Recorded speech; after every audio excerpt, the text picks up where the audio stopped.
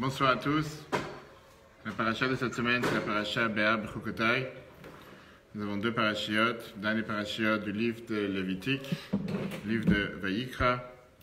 Ce soir, ce que nous allons apprendre ensemble, c'est une leçon halachique pure et simple, une leçon qui dépend dans les lois du commerce, comment faire achat et vente dans la Torah, mais surtout ce qu'on va voir ensemble, c'est quelles ramifications, quelles différences, quel enseignement ça a pour nous dans la vie de tous les jours, particulièrement par rapport à le service de Dieu, comment nous devons servir Dieu. On va voir, c'est une leçon très riche, avec un petit verset qu'il y a dans la paracha de cette semaine, qui à l'apparence ne veut pas dire grand-chose, mais de ce verset, nous apprenons toutes les différentes lois de commerce, toutes les différentes lois de achat et vente, ce qu'on appelle en général regroupées dans le Shulchan Aruch, dans la partie qui s'appelle Choshen Mishpat, qui veut dire les lois de vente, les lois d'achat et de vente. Avant de rentrer dans les détails, voyons d'abord rapide de quoi elle parle la paracha. Dans cette paracha de cette semaine, on parle bien sûr de la Shemitah, on parle du Yovel, ce qu'on ne devait pas faire, pas travailler pendant la 7e année, la 50e année, différents travaux qu'on n'avait pas le droit de faire, travailler avec la terre. Quand est-ce que la terre elle devait retourner à ses patrons? Mais au début de la paracha, comme on l'a dit tout à l'heure, il y a un tout petit verset qui a l'air totalement déconnecté du sujet et il nous parle des affaires.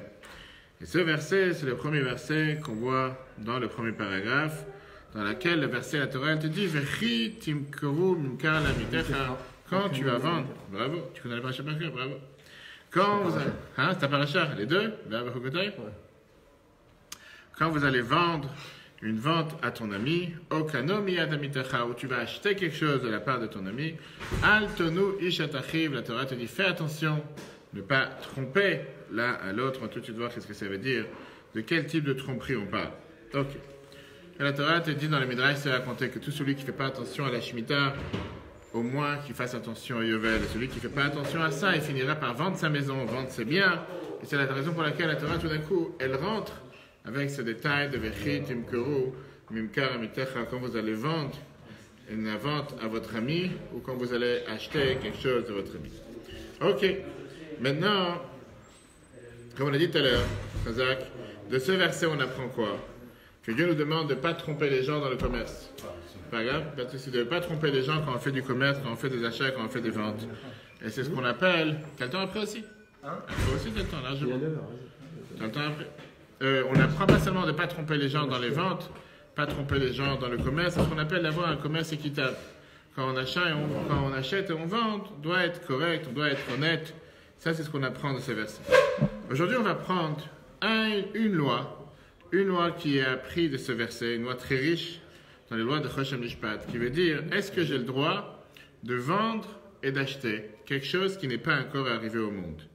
Par exemple, est-ce que j'ai le droit de te vendre des fruits d'un arbre qui n'ont pas encore poussé? Mais comme j'imagine, j'évalue que dans un an, cet arbre va te donner 100 kilos de cerises, je peux te vendre aujourd'hui l'arbre pour les 100 kilos de cerises qu'il va te donner plus tard. Alors vous allez dire c'est quelque chose de bizarre. On va voir tout de suite comment ça parle dans la société dans laquelle on vit aujourd'hui. Est-ce que j'ai le droit de te vendre le Bitcoin, par exemple, en te disant que puisque certainement dans l'année il va monter à 20% de plus, je te vends aujourd'hui avec les 20% de plus parce que tu vas faire tant et tant de bénéfices. Oui, c'est pareil. Alors c'est vrai que c'est pas pareil du fait que c'est pas quelque chose de réel, c'est pas quelque chose de concret.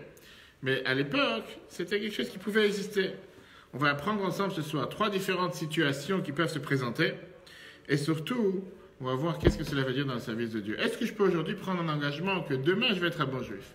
Est-ce que je peux prendre un engagement en disant que dans 10 ans je vais être un bon juif? Il y a la fameuse question qui est demandée dans la Gemara qui déchine sur un homme qui se marie avec une femme, à condition qu'il ait un tzaddik gamour. À condition que je suis la personne la plus pieuse sur terre. Est-ce que le mariage est valable ou le mariage n'est pas valable puisqu'on sait que cette personne n'est pas forcément la personne la plus pieuse sur terre? Et la Gemara te donne la réponse que bien sûr que le mariage est valable. Pourquoi? Parce qu'il y a quelqu'un qui peut faire tchouva en un instant. Et quand tu fais tchouva en un instant, tu peux être considéré comme un tzaddik gamour. Ok. On va voir ici plusieurs leçons dans le service de Dieu pour la vie de tous les jours. Mais avant ça, commençons d'abord à apprendre la halakha telle qu'elle est. Regardons le chapitre 1. Premier chapitre, Sefer HaMitzvot de Rambam, la mitzvah positive numéro 245. La mitzvah te dit la chose suivante. La loi des acquisitions commerciales Il s'agit du commandement qui nous a été enjoint en ce qui concerne les lois de l'achat et de la vente, c'est-à-dire de quelle manière se pratique une acquisition et une vente entre les vendeurs et les acheteurs. On apprend ça du verset, si tu vendras à ton prochain, comme on l'a dit tout à l'heure dans la paracha de cette semaine. Il y a 3 cas de figure qui peuvent se présenter. Les 3 lois de Maïmonide dans le 2e chapitre sur l'acquisition de ce qui n'est pas encore. Premier cas de figure, le A. Maïmonide, dans les lois de vente, il te dit, un homme ne peut pas transférer la propriété de quelque chose qui n'existe pas encore, que ce soit par une vente ou par une donation. Exemple, celui qui a vendu à un autre les fruits à venir d'un palmier dattier peut se rétracter même après la venue au monde des fruits. Pourquoi? Parce que quand il a acheté, ce n'était pas un achat réel, c'était pas quelque chose de concret. Celui qui a vendu qui peut se rétracter? Celui qui a acheté. Ah oui, Celui qui a acheté. Parce que je veux dire, j'ai pas envie de les acheter aujourd'hui, j'ai pas envie de les avoir, ça m'intéresse plus. Je pensais pas que ça allait avoir tellement d'entretien. On parle des lois de commerce et de vente. Est-ce qu'on peut vendre et acheter avec quelque chose qui n'est pas encore arrivé aujourd'hui? Moi, j'allais poser la question, aujourd'hui, beaucoup de gens achètent des appartements en Israël ou quoi que ce soit, avec des transactions sur du papier. Je veux dire, on leur dit, comme quoi, tu vas avoir un appartement qui est au bord de mer, et tu verras que la mer va pas bouger depuis le temps, et tu vas voir comment c'est tellement proche, bref. Et la finale, quand la personne elle vient voir son appartement, il se voit qu'il n'est pas forcément, bien sûr que tout le monde est au bord de mer, mais il voit qu'il a quelques... Je parle d'un cas précis, un ami à moi, qui a acheté un appartement à Netanya, sur papier. On est venu le voir ici dans un salon Cube ou quoi. On l'a proposé, on l'a dit que c'était à merveille, il sera vraiment au bord de mer. Il descend de l'appartement et il est sur la plage. Magnifique. C'est ce qu'on appelle la vente à l'israélienne, il n'y a pas mieux. Et lui, il s'est pas trop renseigné. Il a cru, c'est ce qu'on lui a proposé. Sauf que ces personnes ne lui ont pas dit qu'au moment, c'est ce qu'on est en train de parler justement, le cas de figure qu'on parle maintenant. Au moment où ils lui ont vendu, il y avait déjà des projets de construction de tours qui étaient avec une vingtaine de tours, une vingtaine d'emplacements qui étaient devant lui pour aller. Donc, au moment où ils sont venus le vendre, peut-être que c'était vrai. Il savait très bien qu'il n'allait pas être au bord de mer. Bref, au final, une fois que 2 ans plus tard, quand tout était construit, il arrive pour prendre les clés en main, pour avoir les clés de son appartement. Il se trouve qu'il est à 10 minutes de la plage. Ce n'est pas du tout ce qu'il a cherché. Peu importe, il ne cherchait pas forcément à être au bord de mer, mais ce n'est pas du tout ce qu'il voulait. Il est obligé de le vendre. Il n'a pas réussi à le vendre, il l'a mis en location. Après, il a pris un autre appartement. Bref, ça, c'est exactement le cas de figure que Raman vient te décrire. Est-ce que tu peux vendre quelque chose qui n'est pas encore arrivé sur toi? Tu viens de dire que là, c'est différent parce que tu as des plans, tu as les plans d'architecte, tu as les plans réels et que c'est difficile de tromper, mais voilà ce qui peut arriver. Deuxième cas de figure, B. Maïmonide, dans le même chapitre, les lois de vente, chapitre 23, paragraphe 1. La propriété d'un bien pour ses fruits peut être transférée. Et cela n'est pas considéré comme transférer ce qui n'existe pas, car le bien existe et permet d'en acquérir les fruits. Cela ressemble à celui qui loue une maison ou un champ à un autre. Il ne lui transfère pas le bien, mais l'usufruit du bien. Quelle différence entre le premier cas de figure et le deuxième? Dans le premier, je te dis que puisque moi j'ai un palmier, et ce palmier, ce dattier, il va faire 100 kilos de dattes par mois, donc je te vends aujourd'hui 1200 kilos de dattes parce qu'il va les faire, mais pour l'instant, il ne les a pas encore fait. Ça, même te dit que tu ne veux pas le faire. Parce que tu ne veux pas vendre quelque chose qui n'est pas encore arrivé sur terre. Dans le deuxième cas de figure, c'est que je te vends ce dattier parce qu'il va faire tant de fruits. Là, le dattier, il existe. Maintenant, bien sûr, s'il y a une tempête de quoi que ce soit qui arrive, comme aujourd'hui la grêle à Tel Aviv, peut-être ça va faire en sorte qu'il n'y aura pas de dattes. Mais en règle générale, il doit pousser. Et après, il y a un cas de figure qui se présente qui est totalement différent, qui est par rapport à la différence entre ce qu'on peut proposer et ce qu'on peut promettre à un être humain et ce qu'on peut promettre à Dieu. La règle appliquée au bien sacré, au Hekdesh, qui appartient à Dieu, aux pauvres et aux vœux, n'est pas la même que celle d'un homme ordinaire en matière d'acquisition. En effet, si un homme déclare « Tout ce que mon animal enfantera sera consacré pour la charité », bien que le petit-né par la suite ne soit pas consacré, car il n'existe pas encore, l'homme a l'obligation d'accomplir son engagement. On voit ça, un gala. Personne ne vient et dit, je vais faire une affaire, et je te promets que la prochaine affaire que je signe, tu vas avoir tant et tant de biens, tant et tant de désaccords pour telle et telle organisation. Demain, il a signé l'affaire. L'affaire n'est pas forcément comme il aurait imaginé. Est-ce qu'il a le devoir de se maintenir avec le don qu'il a promis? Ou bien il va dire non, puisque les fruits ne sont pas exactement la même chose, je ne suis pas obligé. Là, on vient de voir d'après Rambam que même si l'affaire en soi n'appartient pas à Dieu, mais ce qu'il a promis, c'est quelque chose qui doit être accompli. Pourquoi? Parce que ce n'est pas la même chose.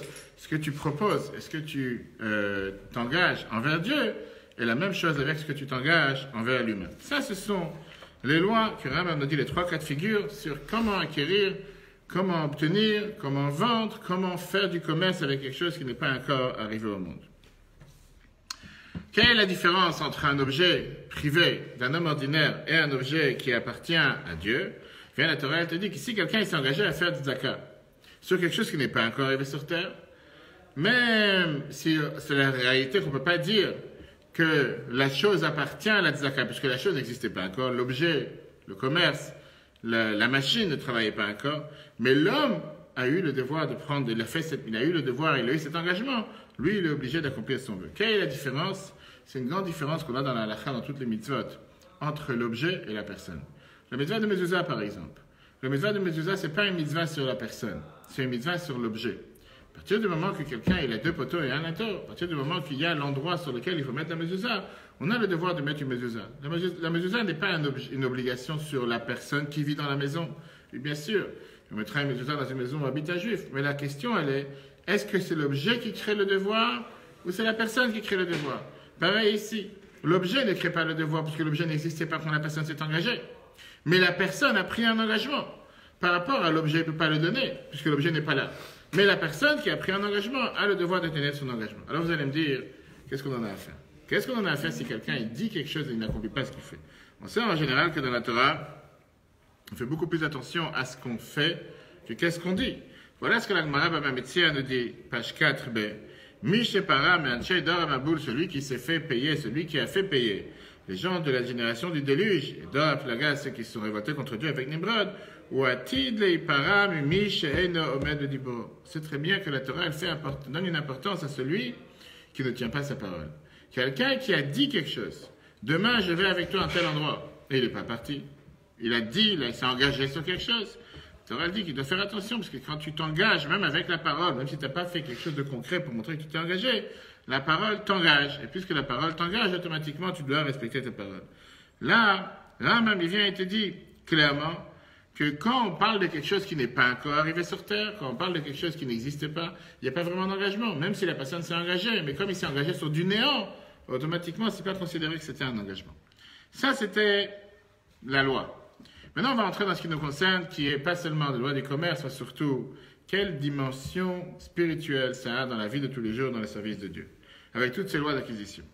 On sait très bien que n'importe quelle loi qui existe dans le Nigle, dans la Torah dévoilée, ça existe aussi dans la Torah Kachot. On a parlé longuement avec l'Ag Baomer, on a parlé longuement avec la Torah que Rashbi a dévoilé les secrets de la Torah, la Kabbale, la Chassidut.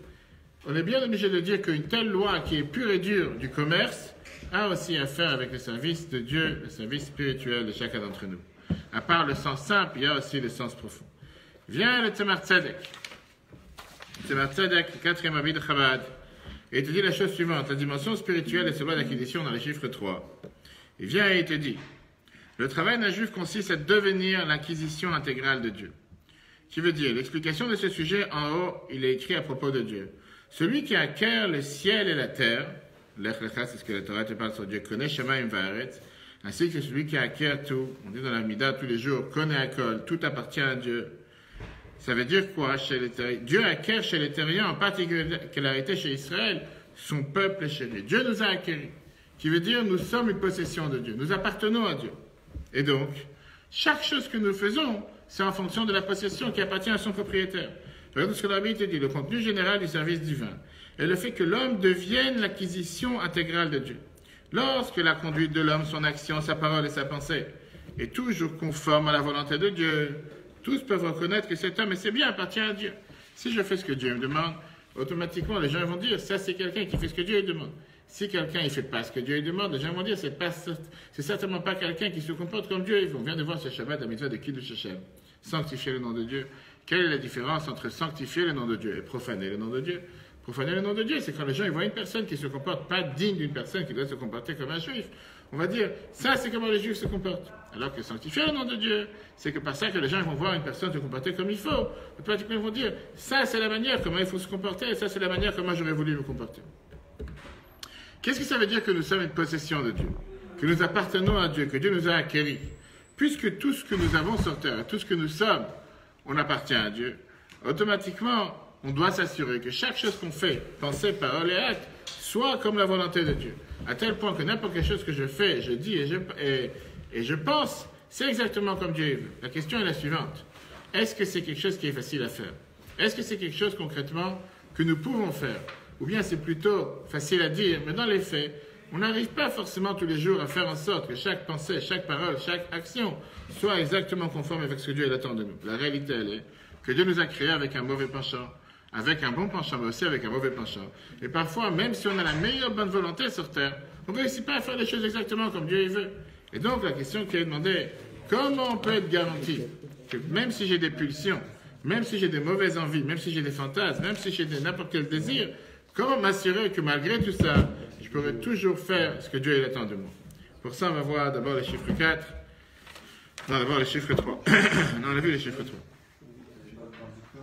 Oui, le conduit général du service divin, c'est le fait que l'homme devienne l'acquisition intégrale de Dieu. Lorsque la conduite de l'homme, son action, sa parole et sa pensée est toujours conforme à la volonté de Dieu, tous peuvent reconnaître que cet homme et ses biens appartiennent à Dieu. Alors, la question est la suivante. Il y a deux types de manières d'appartenir à Dieu. Et quand on apprend la chassidoute, on sait qu'il y a ce qu'on appelle le tzaddik et il y a le Beinoni. Quelle est la différence entre un tzaddik et un Beinoni? Vient de rentrer un tzaddik dans la salle. Il s'appelle Yoram. C'est-à-dire clairement. Et la Torah te dit, on dit dans Pirkei Avot, Vamer, Kulam, Tzadikim, nous sommes tous des tzadikim. Tu ne dois pas te sentir concerné, on a parlé de quelqu'un d'autre. Et après, on a ce qu'on appelle le Beinoni. Quelle est la différence entre un tzaddik et un Beinoni? Qu'est-ce que ça veut dire un Beinoni? Traduction Beinoni. Oui, ça veut dire quoi Beinoni? Beinoni tout court. Pas Ben. Beinoni, moyen. Traduction en général, Beinoni, c'est en Israël, quand tu demandes à quelqu'un comment c'est cette chose-là, c'est bien ou c'est mal? Si c'est Beinoni, c'est moyen, d'accord? Ça, c'est comment les gens ont l'habitude de traduire Beinoni. Or, dans la chassidoute, Beinoni, ça veut dire l'homme ordinaire, la personne ordinaire, que tu veux. Pourquoi tu devrais mettre l'écran ici et la feuille dans l'écran. Il y a une histoire avec le. Je ne sais pas si c'était avec le Rabbi raconte cette histoire plusieurs fois. Je ne sais pas si c'était la chose que j'ai oublié. Avec des élèves, ils étaient dans la. Je ne sais pas, je ne plus mettre dans les détails. J'ai oublié comme quoi ils étaient à l'intérieur et regardaient à l'extérieur. Et il a dit que c'est beaucoup mieux d'être à l'extérieur, regarder à l'intérieur, que d'être à l'intérieur, regarder à l'extérieur. Bref, mais on a le droit. Tu sais, il y a des gens, on dit que la différence entre l'humain et les anges, c'est que les anges ne peuvent pas faire deux missions à la fois. Un être humain peut faire des choses à la fois. Il peut avoir une oreille d'un côté et les yeux de l'autre côté. Ça, c'est la force des Kohanim. Les femmes, pourquoi les femmes? Pourquoi pas les femmes? C'est la force des femmes. La force des femmes de quoi? De faire deux choses en même temps. Et comme ça, les deux choses sont ratées. Les deux choses sont bien faites. Ah, d'accord. Je ne parlais pas de ta femme. Mais exactement. On a parlé de sa Shabbat longuement sur la réussite dans le temps. Par rapport à Sfirat HaOmer, mais la Rabbi te dit comment on peut réussir dans le temps, en s'assurant que quand tu fais quelque chose, au moment où tu fais quelque chose, tu dois être totalement dans ce que tu fais. Tu ne veux pas faire deux choses à la fois. Si tu veux faire plusieurs choses à la fois, tu finis par ne rien faire de bien. Donc, comme tu as dit, à part ta femme, comment elle s'appelle? Sabrina. On peut dire clairement que c'est une femme particulière qui peut faire plusieurs choses à la fois. Mais en général, Dieu il attend qu'on fasse les choses correctement et comme il faut. Ok. Revenons à notre sujet, chers amis. Deux manières de servir Dieu. Il y a une personne comme ceux qui sont assis ici présents, qui peuvent se dire, je consacre toutes mes paroles, pensées, actes, 24 heures sur 24, 7 jours sur 7 au service de Dieu. Tout ce que je suis, mon être, c'est Dieu. Je respire Dieu, je sens Dieu, je parle Dieu, je pense Dieu, je fais Dieu. Je suis quelque chose qui n'a aucun fantasme, aucun désir, aucune pulsion. Tout va de manière tellement facile. Quand tu me parles, c'est Dieu. Quand je fais quelque chose, c'est Dieu. Je n'ai pas d'humain à l'intérieur de moi. C'est juste une coquille qui paraît être humain, mais en réalité, je suis une personne divine. Ça, c'est ce que ça veut dire quelqu'un qui a fait acquérir son corps à Dieu. Que son essence appartient à Dieu. Qui n'a même pas de contact avec le mal. Qui ne peut pas tomber dans le mal. Qui ne peut pas avoir de fantasmes. Qui ne peut pas avoir de pulsion. Parce que tout ce qu'il fait, tout ce qu'il dit, tout ce qu'il ressent, tous ses fruits en deux mots, sont totalement attachés à Dieu. Le Tanya nous décrit cette personne, un tzaddik. Pourquoi un explorateur? Les explorateurs, ils ont fait une faute, ils ont parlé contre Dieu.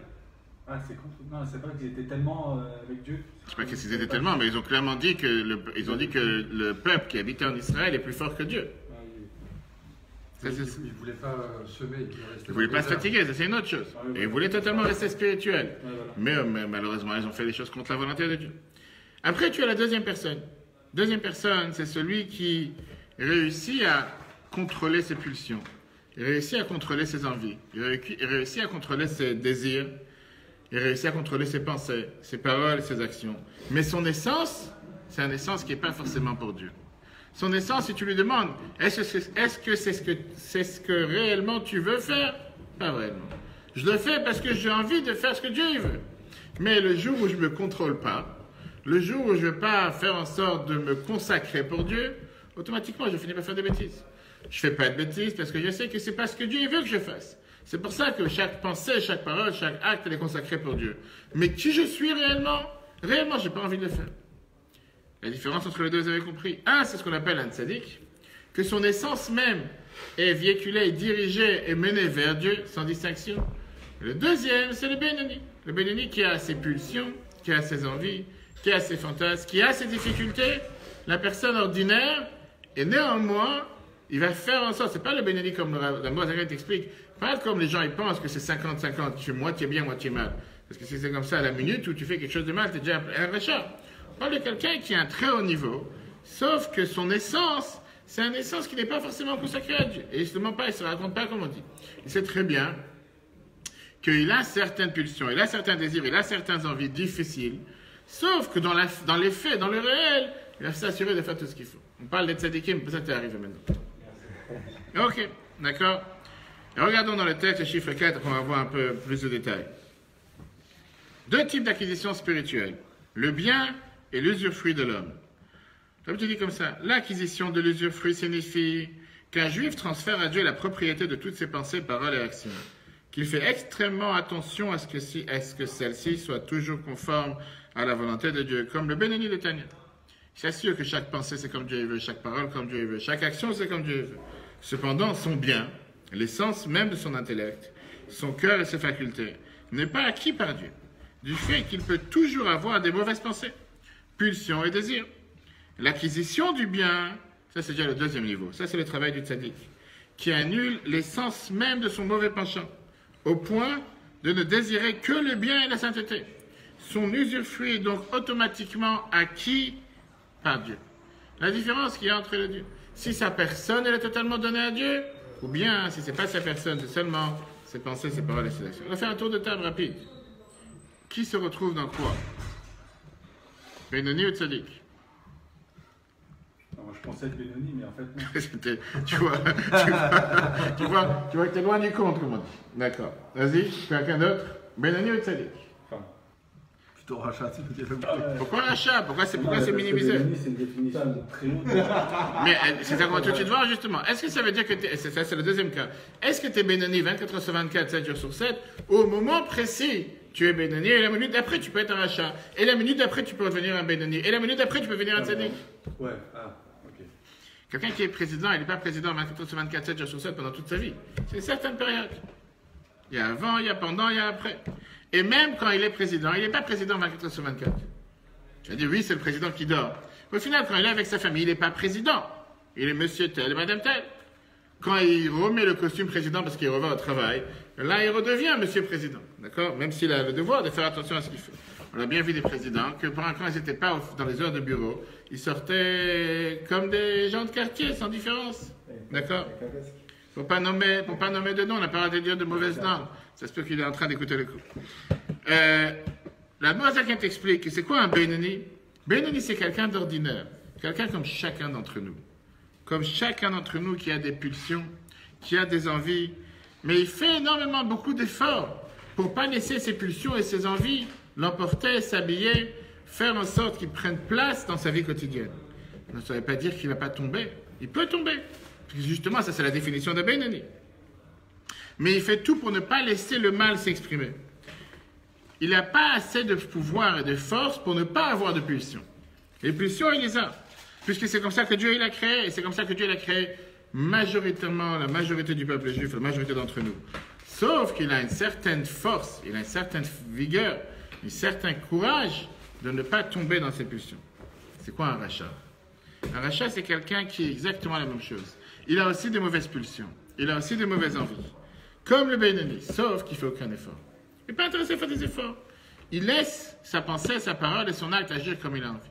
Ça, c'est la différence entre les deux. Les deux, ils ont des mauvaises pulsions. Les deux, ils ont des envies. Les deux, ils ont des fantasmes. Sauf que là, il fait tout ce qu'il peut pour s'efforcer. Il met tous les efforts nécessaires pour se contrôler. pour ne pas laisser ses pulsions s'exprimer. Et l'autre, il n'est pas intéressé. C'est quoi un tzaddik? Un tzaddik, c'est quelqu'un qui est tellement raffiné, tellement purifié, il a une neshama tellement élevée, à tel point qu'il n'a plus ses pulsions. Il n'a même pas une attirance vers le mal. Il peut arriver vers le plus grand buffet qui est sur la table, avec le plus grand bon plat, et il se dit, ça ne me parle pas. Qu'est-ce que j'ai envie de faire? Aller m'asseoir, prendre un livre et apprendre. Mais tu as un buffet que tu n'as jamais vu dans ta vie. Première fois de ta vie, tu vois un buffet en abondance, gratuit. Ça ne me parle pas.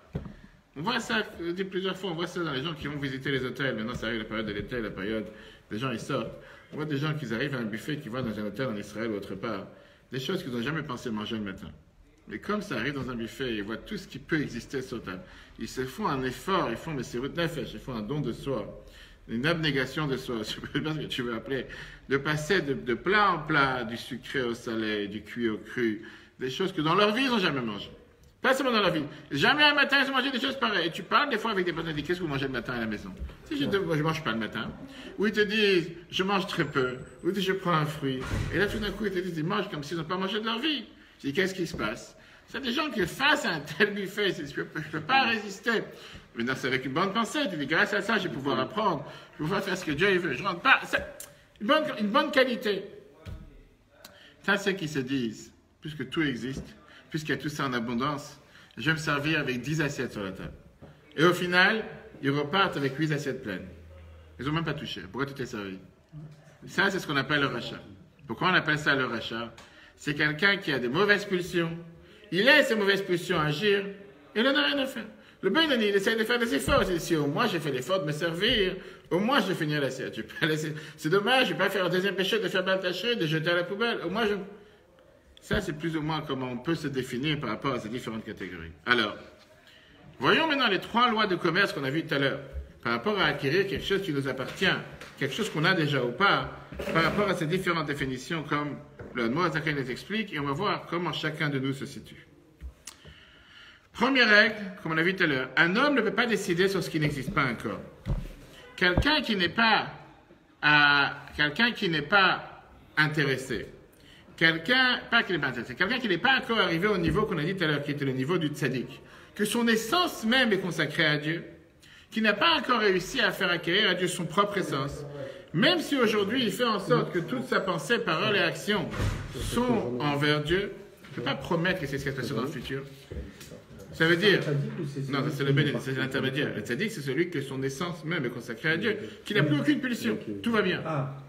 Là, on parle de quelqu'un, premier niveau de commerce, qu'on a vu tout à l'heure, que tu ne peux pas vendre quelque chose qui n'est pas encore arrivé. Je ne peux pas vendre les fruits de l'arbre alors que les fruits ne sont pas encore là. On parle de quoi? On parle de quelqu'un qui ne peut pas venir et dire je m'engage que demain et après-demain je vais faire telle et telle chose, alors tu sais très bien, tu ne veux pas savoir comment tu seras demain. Parce que tes pulsions sont encore là. Ton essence n'est pas encore vendue à Dieu. Ta pensée, ta parole et tes actions, c'est un combat quotidien. Et tu ne veux pas garantir de ce qui va se passer demain. Et donc, une telle personne doit être prêt au combat. Être prêt au combat quotidiennement. Être prêt au combat quotidiennement et se dire, c'est pas parce qu'aujourd'hui j'ai travaillé sur moi que demain j'ai plus besoin de travailler. Pas parce qu'aujourd'hui j'ai fait des efforts que demain je ne dois pas faire des efforts. C'est quelqu'un qui doit se dire constamment, quotidiennement, je dois faire des efforts. Je dois me contrôler. Ça rejoint le cours qu'on a vu tout à l'heure dans l'après-midi avec les fameuses histoires. À 1h, on a parlé d'un très bon cours. Le Pirkei Avot avec les épreuves que la vie précédente a raconté plusieurs fois avec quelqu'un qui s'est dit, moi je suis tellement quelqu'un de pieux, ça ne sert à rien de se fermer les yeux quand je vais dans la rue. Dans la rue, je vais ouvrir les yeux, je vais regarder tout ce que je ne dois pas regarder. Et là-bas, je vais montrer comment je suis fort et je fais attention à mes pulsions. La vie raconte comme quoi quelqu'un d'autre, il va dire, pas seulement quand je vais dans la rue, je vais aller dans un théâtre, je vais aller dans un cinéma, je vais aller dans un endroit où des choses interdites se passent à longueur de journée. Et là-bas, je vais montrer comment je réussis à contrôler mes pulsions. Torah te dit, qu'est-ce que tu as besoin de te mettre dans un endroit où il y a des épreuves? Qu'est-ce que tu as besoin de te mettre dans un endroit où tu ne dois pas te mettre? C'est exactement la même chose qu'on est en train de dire ici. Pour une personne que son essence n'a pas encore été vendue à Dieu, qui n'est pas encore totalement convaincu, qui n'a plus aucune mauvaise pulsion, il n'a pas le droit de se mettre en danger. Ça, c'est ce qu'on appelle avec un Baal Tshuva. Un Baal Tshuva, c'est quelqu'un, c'est pas parce qu'il a déjà de très bonnes années dans ça fait 5 ans qu'il a fait Tshuva, ça fait 10 ans qu'il a fait Tshuva. Il doit se dire, ça y est, je peux dormir sur mes gardes, je peux dormir tranquille, je n'ai pas besoin de faire attention. C'est comme quelqu'un qui va surveiller sur une base militaire en Israël, ou surveiller sur un kibbutz. C'est-à-dire, puisque ça fait 10 ans que je surveille, il n'y a pas un chat qui est rentré, je peux dormir tranquillement, il n'y a pas un chat qui va rentrer. Si tu veux pas, tu vas voir. Ça se fait que pendant 10 ans, personne n'est rentré, et qu'aujourd'hui, que Dieu nous en préserve, quelqu'un il va rentrer.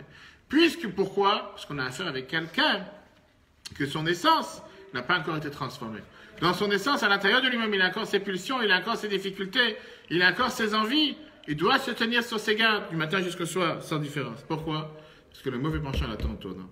Le mauvais penchant, il va l'attendre juste au moment où il va se raffaiblir. Au moment où il va être un moment de faiblesse. Et là, il va le faire tomber encore une fois. Et donc, il a le devoir de faire attention. Il a le devoir de se battre et de se dire constamment, même si j'ai gagné la bataille aujourd'hui, rien ne me garantit que je la gagne demain. Même si j'ai gagné cette année, rien ne me garantit que je la gagnerai l'année prochaine. Même si une fois j'ai réussi à aller en vacances, à aller dans tel club, à aller sur les endroits où j'aurais pu tomber, je ne suis pas tombé, je suis garanti que demain je ne vais pas tomber. Rien ne te garantit que demain tu ne vas pas tomber. Chaque jour, tu as un devoir de faire des efforts et de garantir qu'aujourd'hui aussi tu ne vas pas tomber. Ça, c'est niveau 1. On verra où chacun se situe. Regardons dans le texte, chiffre 5. Celui qui est au niveau de l'acquisition de l'usufruit et que son bien n'est pas acquis à Dieu, son essence même n'est pas encore acquis à Dieu, doit savoir et de préparer et médier au fait qu'il ne peut dominer que les actes, paroles et pensées actuelles. Cependant, s'il décide maintenant qu'à l'avenir, qu'il n'existe pas encore, il ne peut pas s'engager sur demain, s'il fera une bonne action, cela n'est aucunement acquis. Il n'y a aucune certitude que l'action future sera effectivement conforme à la volonté divine. Et donc, quelle est la solution pour cette personne? Il devra se battre à chaque fois contre le penchant de son cœur et de son esprit. Il n'a pas le choix. Une guerre quotidienne. Alors si quelqu'un va venir et dire, j'en ai marre de me battre, j'ai pas la force de me battre, je suis pas fait pour me battre du matin jusqu'au soir, vient la fameuse réponse que la Torah te dit dans les Job, dans Iov, Adam la main livelette. Dieu, il a créé la personne pour la fatigue. Lui, c'est un travail quotidien. Si tu veux vivre sur cette planète, tu dois te battre. Tu veux pas te battre, va sur une autre planète. Niveau 1. Passons au niveau 2. Niveau 2, ce qu'on a vu tout à l'heure dans les lois de commerce. Vous avez vu, c'est celui qui décide de te vendre les fruits de l'arbre. Parce que les arbres, je les sais déjà. Puisque l'arbre est déjà présent. Et je sais très bien combien de fruits il donne tous les jours. Automatiquement, je peux très bien décider que je vais te donner les fruits, que je vais te vendre les fruits que l'arbre va produire. Puisque les derniers 10 ans, tant de fruits, l'arbre a produit automatiquement, il va produire les mêmes fruits l'année prochaine. Ça, c'est la deuxième option qu'on a par rapport à un Benoni, la deuxième option qu'on a par rapport à la personne ordinaire. Ça se peut que je suis quelqu'un qui n'est pas encore... Bon, ça se peut qu'on est quelqu'un qui n'a pas encore réussi à faire en sorte de pas seulement donner ses pulsions, donner, je veux dire, son essence envers Dieu, mais on parle de quelqu'un que quoi? Qui peut encore avoir un impact, qui peut encore faire en sorte qu'au final, il ne voudra pas exprimer son mal. Qu'est-ce que ça veut dire qu'il ne voudra pas exprimer son mal? Ce n'est pas seulement qu'il a une bagarre quotidienne. Comme l'Admor Azakan nous dit que parfois arrivent des moments où la personne, rien ne lui parle. Rien de mal va lui parler. Il n'a aucune pulsion, il n'a aucune envie, il n'a aucun fantasme, il n'a aucun désir. Pourquoi? Parce qu'au final, le moment précis, il est totalement consacré à la volonté de Dieu. Regardons comme l'Admor Azakan écrit ça dans le Tanya, chapitre 12. Je parle de celui qui, dans le 6. Le Benoni, par son travail, ne se limite pas à arrêter l'expression de son désir. Et il impacte ses pulsions et son intellect même, étant donné qu'il force le mal de son cœur et son esprit. Par exemple, pendant la prière, le Benoni éveille en son âme un amour vers Dieu, se dévoilant dans son cœur au point que le mal de son cœur est comme un homme qui dort. Cet amour laisse au moins une trace afin de donner au Benoni de la puissance pour son travail durant la journée. Au niveau où se trouve le Benoni, à ce moment-là, on peut affirmer qu'il n'a jamais fauté et ne fautera jamais. Ça, c'est le deuxième moyen de voir les choses. Tu veux dire, effectivement, il n'a pas réussi à donner sa personne, son essence à transmettre envers Dieu, mais de l'autre côté, il a la possibilité que certains moments, à certaines phases de la journée, il peut faire en sorte qu'au moins à ce moment précis, il est totalement consacré envers Dieu. Il n'a aucune pulsion, aucun fantasme, aucun désir, rien de mal qui va lui arriver. Donc ça, c'est déjà le niveau 2. Pas que quelqu'un il est en guerre quotidiennement, il n'est pas en guerre. Il est aussi en guerre majorité du temps, mais certaines fois, il réussit à surmonter ses épreuves, il n'a aucune pulsion, il n'a aucune mauvaise envie. Ça, c'est la deuxième catégorie. Ok. Non. Rabbi te dit, regardons dans la deuxième partie, l'acquisition d'un bien pour ses fruits. Dans le service divin même, lorsque l'homme n'est pas au niveau de changer l'essence de ses pulsions, il peut néanmoins les forcer afin au moins de les empêcher complètement de s'exprimer. Alors même ces fruits, les pensées, paroles et actions qui n'existent pas encore, sont déjà acquises par Dieu, car l'homme s'efforcera de ne pas fauter. Ça, c'est la deuxième catégorie. Où on voit une chose pareille, des Juifs le jour de Kippour. On voit quelqu'un qui arrive le jour de Kippour, le moment de l'année, il est le moment le plus élevé de l'année, dans lequel il n'y a pas une personne qui pense à faire une faute. Il n'y a pas une personne, oui, beaucoup de gens pensent au sandwich que vous mangez après, mais pas forcément, ça veut dire qu'ils pensent à quelque chose de mal. Il est totalement connecté, son essence est totalement connectée avec Dieu. Automatiquement, il se dit que puisque je suis totalement en osmose avec Dieu, j'ai pas besoin de me... Il n'y a pas une personne qui a ici une mauvaise pensée. C'est le niveau le plus élevé de l'année. Il n'a pas besoin de faire un effort, de faire une bagarre. Ça arrive avec beaucoup d'entre nous. Il y a des moments particuliers dans la journée que quelqu'un prie, il est capable de mettre son portable sur le côté. Pas parce qu'il prie avec le portable. Il est capable de fermer son portable. Il est capable de mettre... Il dit, mais non, je prie, je prends une demi-heure pour parler à Dieu. Je suis pas en train de parler, répondre à des WhatsApp, à des Facebook. Je suis en train de prier, je parle à Dieu, je ne parle pas à autre chose. Automatiquement, il n'a rien qui va le détourner sa pensée, puisqu'il est en train de prier. Je suis en train de faire une mitzvah. Le moment que j'ai décidé de consacrer pour Dieu aujourd'hui, 5 minutes, 10 minutes, un quart d'heure, une demi-heure, une heure, comme je dis plusieurs fois, la Bible parlait que quand on apprend la Torah, ça doit être considéré comme Shabbat. Shabbat, il n'y a pas de portable. On apprend la Torah, il n'y a pas de portable. À part pour regarder des choses importantes. Ça, c'est la deuxième personne. Troisième type de personne, ça, c'est celui qui est déjà dans le niveau le plus élevé, comme tous ceux qui sont ici présents. C'est celui qui n'a plus aucune bagarre.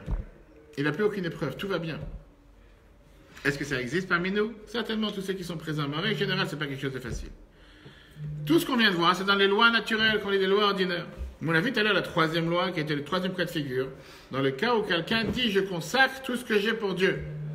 Et là, on avait dit que même si les choses n'existaient pas encore, néanmoins pour Dieu, c'est quelque chose qui sont consacrés, et le moment où il va les avoir, il devrait les donner à Dieu. Et je te dis ça, c'est le troisième niveau, le niveau le plus élevé, que puisque quelqu'un s'est engagé envers Dieu, il doit se rappeler que même s'il a des pulsions, même s'il a des envies, même s'il a des fantasmes, Dieu va tout faire pour l'aider pour combattre ses envies. Le fait qu'il a décidé de faire ce que Dieu il veut, il n'est pas tout seul. Dieu, il est là pour l'aider. Il doit savoir que quand tu parles des choses entre nous, des choses qui ont à faire avec l'âme animale, qui n'ont pas à faire avec l'âme divine, à ce moment-là, c'est possible que, puisque tu ne peux pas régner sur ton essence, puisque tu ne peux pas changer ton essence, automatiquement, tu as un combat à faire quotidiennement. Et quand on parle des bonnes décisions que quelqu'un prend pour Torah et Mitzvot, il a la force et le pouvoir de s'engager sur ces de bonnes décisions futures, parce qu'en faisant une telle chose, il sait très bien que Dieu sera avec lui, il va l'aider à le faire. Ce qu'on a l'habitude de faire chaque jour d'anniversaire, prendre sur soi une bonne décision, une bonne résolution, même si quelqu'un ne sait pas comment il va pouvoir le faire, parce qu'il sait très bien que Dieu il va l'aider, parce que c'est un engagement qu'il a pris envers Dieu. Et comme la Torah te dit que quand quelqu'un prend un engagement de tzedaka, même s'il n'a pas l'argent aujourd'hui, le fait qu'il a pris cet engagement, automatiquement il a ouvert de nouveaux vaisseaux, de nouveaux ruisseaux, de nouvelles façons comment Dieu il peut lui agrandir sa possibilité et ses moyens afin de pouvoir faire encore plus. Regardons comment c'est dans le texte. Le chiffre 7. Certains n'ont aucune emprise sur les pulsions mêmes, au point qu'ils ne peuvent aucunement s'engager sur ces actions, qui n'existent pas encore. Et donc ces personnes doivent constamment se battre contre leur penchant pour chaque action. Cependant, comme on l'a dit tout à l'heure, cette situation ne concerne que l'acquisition d'un homme ordinaire, le domaine non sacré de l'homme. Mais concernant l'acquisition du sacré lorsqu'un juif prend une bonne décision sur la Torah et les mitzvot, même s'il reste vrai que sa décision ne garantit pas un résultat acquis, parce qu'encore une fois, il a ses mauvais penchants à l'intérieur, cependant, l'homme conserve son devoir et donc l'aide et la force de réaliser sa promesse. Pourquoi? Regardons ce qu'a écrit le Tzemach Tzedek dans Derech Mitzotecha. Les enfants d'Israël sont une partie de Dieu suprême, même si leur corps occulte cela. Cependant, dès qu'intervient une puissance céleste pour aider les Juifs, il est certain que l'acquisition sera achevée et que Dieu nous montrera les merveilles de sa Torah et nous guidera dans le chemin de la vérité. Quelle est la conclusion de tout ça? L'étude de ces lois nous permettra de mériter les acquisitions messianiques, comme c'est écrit dans Isaïe.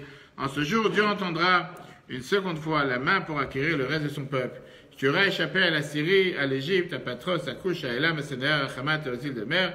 Et comme c'est écrit clairement dans les Mishnah de Pirkei Avot, c'est écrit clairement que Dieu a 5 acquisitions dans son monde, et le temple en est une d'eux. Parmi le temple, il y a aussi le peuple juif, il y a Israël, il y a la Torah, il y a les cieux et la terre, etc. Qu'est-ce qu'on vient de voir, pour récapituler rapidement avant que ça s'éteint? Que dans le monde dans lequel on vit, on ne doit pas avoir peur d'avoir des pulsions. On ne doit pas avoir peur d'avoir des envies, on ne doit pas avoir peur d'avoir des fantasmes. C'est tout à fait normal, c'est comme ça que Dieu nous a créés, et ça on ne pourra pas le changer. Bien sûr, en travaillant sur soi, on peut faire en sorte de consacrer, comme on l'a dit tout à l'heure, toutes ses pensées, paroles et actions au service de Dieu, mais ça demande un travail difficile, un travail quotidien et un travail sans relâche. Tzadikim, on a la capacité de savoir que même s'ils ont des différentes envies, néanmoins vont pouvoir toujours surmonter. Pourquoi? Parce qu'ils ont tellement convaincu, ils ont tellement battu le mal, ils ont tellement battu les forces du mal, qui fait que quoi qu'il arrive, ils n'ont plus aucune pulsion qui va les déranger. Ils n'ont rien qui va leur faire du mal. Ils n'ont rien qui va... C'est quoi la question? Ils ont pas un Yetzara qui est proportionnel à leur... Ils n'ont plus de Yetzara. C'est ce que le Tanya t'explique. Un tzaddik a réussi à faire en sorte que le Yetzara qu'il avait, c'est un Yetzara qui a été transformé en bien. Ils n'ont plus d'âme, ils n'ont plus... Le Yetzara de Moshe, enfin, on dit que le Yetzara de Moshe Rabbeinu, c'était une montagne et que même lui, il avait des efforts à faire. Moshe Rabbeinu, je ne sais pas si j'étais pas à son époque pour te dire. Non, mais la Torah te dit qu'un tzaddik, c'est quoi? Un tzaddik, c'est quelqu'un qui a réussi à tellement combattre le mal, tellement se battre contre le mal, que le mal n'a plus aucun impact sur lui. Le mal ne le touche plus, le mal n'existe plus. En deux mots, c'est quoi le mal? Le mal, c'est comme un ennemi qui... Le mal, mais justement, ce mauvais penchant s'est transformé en bon penchant. Non, il a plus plus... son niveau il est élevé, plus son mauvais penchant est élevé. Ça, c'est quand tu parles à un niveau normal pour chacun d'entre nous. Non? C'est quoi? Alors, encore une fois, ça, c'est le premier chapitre de Tanya. Regarde le premier chapitre, deuxième chapitre. Dans lequel le Tanya t'explique qu'un tzaddik, Gamo, on parle d'un tzaddik total, c'est un tzaddik qui a tellement réussi à combattre le mal qu'il n'a plus aucun... Prenons les tzaddikim qu'on a connus dans notre génération. Prenons Baba Saleh, par exemple. Prenons la ville de Bavitchou. Qui tu veux comme tzaddik, encore une fois, pas un charlatan de quartier, qui m'excuse. Un tzaddik, on voit que c'était des gens qui pouvaient rester en train de prier, apprendre, sans forcément manger, sans boire, sans aucune envie matérielle, sans aucun désir matériel. C'était des gens qui ont tellement raffiné leur âme animale, ont tellement raffiné leur corps, qui se sont tellement élevés par rapport aux besoins matériels. Leur corps, c'était un corps qui venait exprimer plus quelle était la volonté divine, quelle était être totalement acquis pour le service de Dieu, que d'être avec des envies, des besoins matériels. La preuve est que tu prends quelqu'un de 90 ans, normal, il a besoin de manger, dormir plus que qu'est-ce qu'il mange, il a besoin de faire attention à son corps et rester assis. Et tu prends un tzaddik qui a été capable à 90 ans de rester debout pendant 8 heures, sans manger, sans boire, sans bouger, sans aucun besoin matériel. Pourquoi? Parce qu'il a réussi à convaincre son corps, il a réussi à transformer son corps, tout en étant habillé dans un corps. Dans un cas ou deux, il y a des tzaddiks à 80 ans, ils ne pouvaient pas marcher. Je n'ai pas dit le contraire. Encore une fois, on n'est pas là pour mettre la catégorie dans quel tzaddik, quel niveau. Mais je voulais juste dire qu'un tzaddik, d'après ce que le chassidut explique, c'est quelqu'un qui a réussi à tellement combattre son mauvais penchant, à tel point que le mauvais penchant s'est transformé en bon penchant. Il n'y a plus de mal chez lui, donc il n'a plus de guerre à faire. Mais parlons de ce qui nous regarde, ce qui est beaucoup plus facile, à part ceux qui sont ici présents. En règle générale, on est tous dans le cas de figure dans lequel on est l'homme ordinaire, où on veut faire le bien, mais malheureusement on a différentes envies, on a différentes pulsions qui fait que parfois on doit se battre. On a vu tout à l'heure qu'il y a deux cas de figure. Il y a le cas de figure de ceux qui doivent se battre quotidiennement, 24 heures sur 24, 7 jours sur 7, et il y a ceux qui ne doivent pas se battre tout le temps. Il y a certaines fois dans la journée qu'on est sans ces pulsions, qu'on a réussi à surmonter toutes ces difficultés. Le point principal qu'on a vu qui est le plus important, c'est que quand on prend un engagement dans la Torah et les mitzvot, quand on prend un engagement pour faire ce que Dieu il attend de nous, on ne doit pas avoir peur. On ne doit pas se dire que j'ai des pulsions et j'ai des envies que je ne vais pas réussir. On doit se dire qu'au final, si quelqu'un il prend cet engagement, que ce soit de prier plus, d'apprendre plus, de plus donner la zakat, d'être plus pudique, plus kasher, plus shabbat, peu importe quelle mitzvah la personne va faire, il doit se dire qu'il n'est pas tout seul. Et même s'il a des pulsions, même s'il a des envies, même s'il a quoi que ce soit qui pourrait le faire tomber, mais puisqu'il s'est engagé envers Dieu, même s'il n'a pas encore fait, il ne voit pas comment Dieu pourra le faire, Dieu fera tout pour qu'il réussisse. Ça, c'est la leçon qu'on apprend de l'autre parachat cette semaine, sur les deux parachutes qu'on apprend.